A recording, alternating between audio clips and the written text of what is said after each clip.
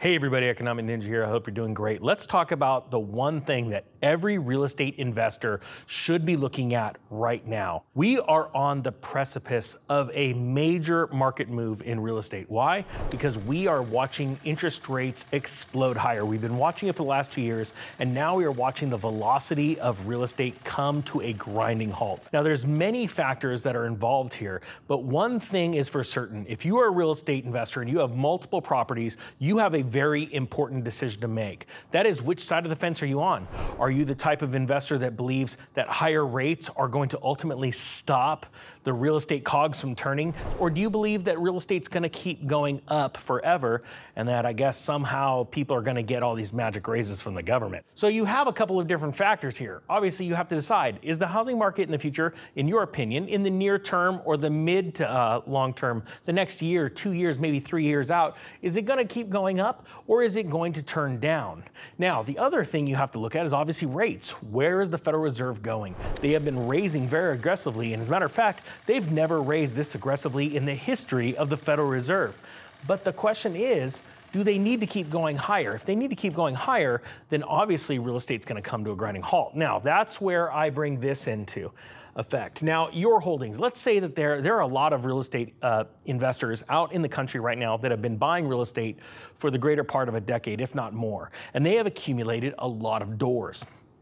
Now, I'm not going to go in too much depth. I do it in my course, the Real Estate Crash Course, how to prepare for this next crash, how to evaluate your portfolio. But I just wanted to put some very easy round numbers to explain what I'm referring to. So let's say you're on the side, you're the real estate investor that says this is not good. Perhaps you were a real estate investor like me and sold in 2005, 2006, liquidated your entire sheet, all of your properties. I kept only 3 after 2007, but the rest of them I sold because I saw that crash coming ahead. And maybe you're in that boat and you're going, what do I do? Well, you have to evaluate where you're at and how you can change that. So one way I've came up with is to start looking, really dig down deep, build yourself a nice spreadsheet of all of your properties and everything listed from your rent, your expenses, your profit. Obviously, you're going to want to look at the equity you have in each one of these homes, and then you look at the total value of your portfolio. So for this being really easy with easy math, let's go super simple. We're going to call all 4 of these houses are worth $500,000 each for a total portfolio of $2 million. Now, in 2006, that is when it started popping out in the media that the real estate market was in trouble. Actually, if you go back before that in 2005, Ben Bernanke was very famously saying to Maria Bartiromo on CNBC that he didn't agree with her when she was referring to all the rumors about the mortgage-backed securities crisis and how homes were, home prices, home values were at risk. And he said that they had stemmed the tide and everything was fixed. But think about this. In 2007, everything started to come apart, and it was coming apart pretty rapidly.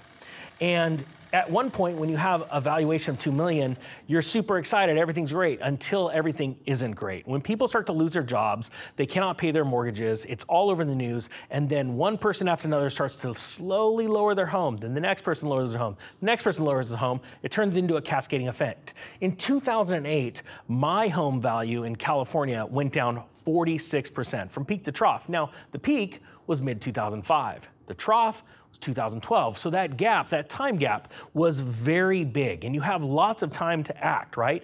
However, sometimes we're in a moment where you don't have time. We'll explain that. Actually, they'll do that right now. Right now, people are listing homes for exuberant prices, and they're finding that the days on market are extending.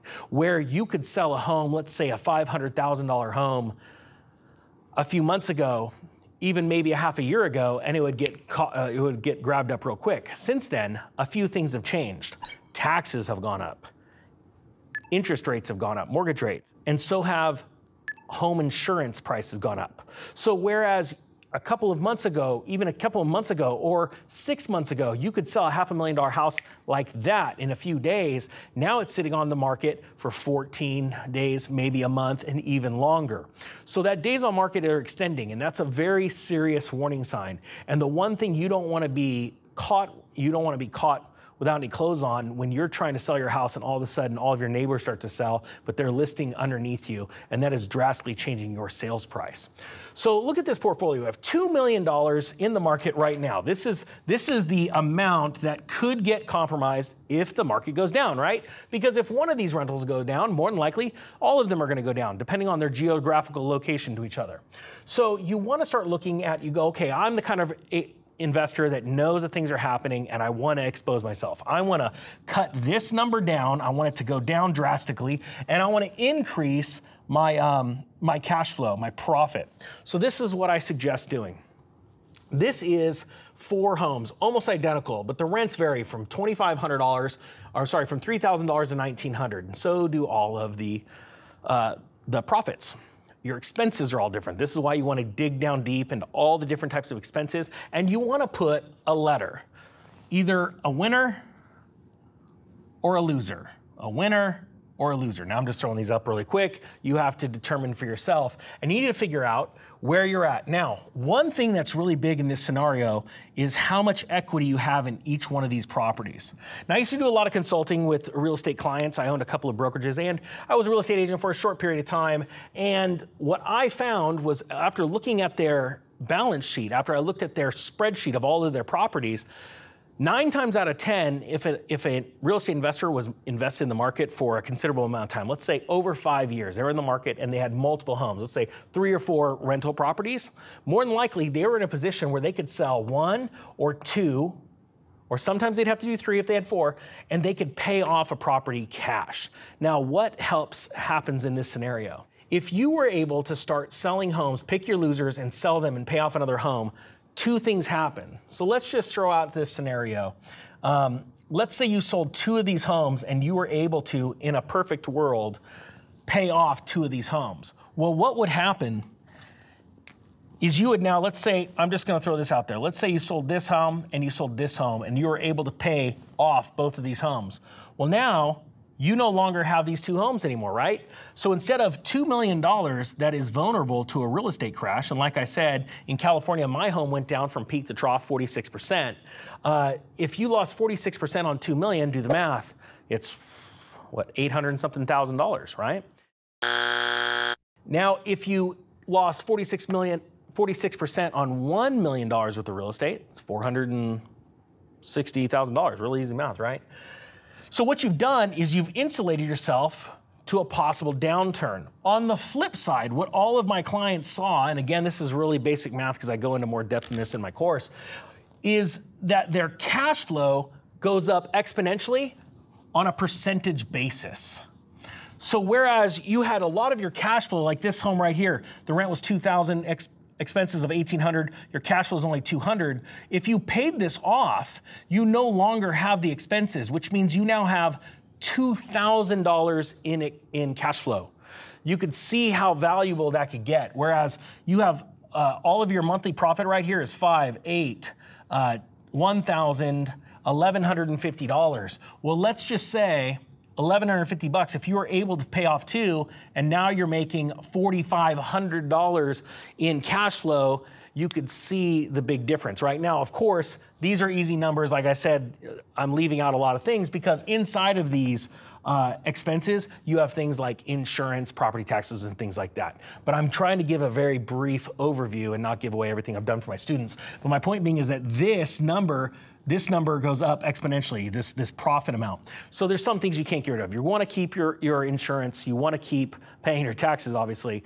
But my point being is that principal and interest goes away because you've now paid off the property. So that's really nice. The other thing that it does that a lot of people don't realize is, let's say you're now down to $1 million and you go into a bank and you go, man, I've only got $1 million of property. I'm not looking like the baller I used to. I used to own 4 places, now I own 2. But think about this. Now you're going into a bank with less liabilities, actually no liabilities because you own these properties and your cash flow is through the roof. So you are now able, with your good credit score, or hopefully you're getting your loan, your next set of mortgages in the name of an entity like an LLC, You want to come in there and go, look, this is how much I'm bringing in cash flow. I have no expenses out there outside of the normal realm, like property insurance and taxes.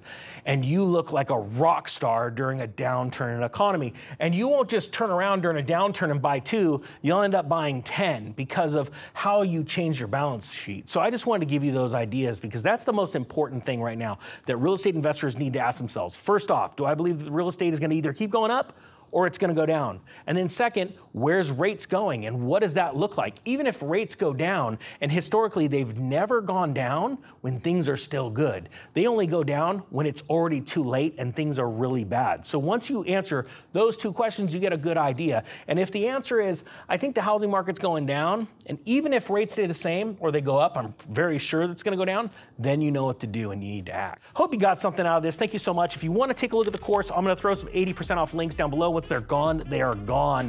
It makes the course $199, and I can guarantee you this. After watching all those lessons, you're gonna save a lot more than that money.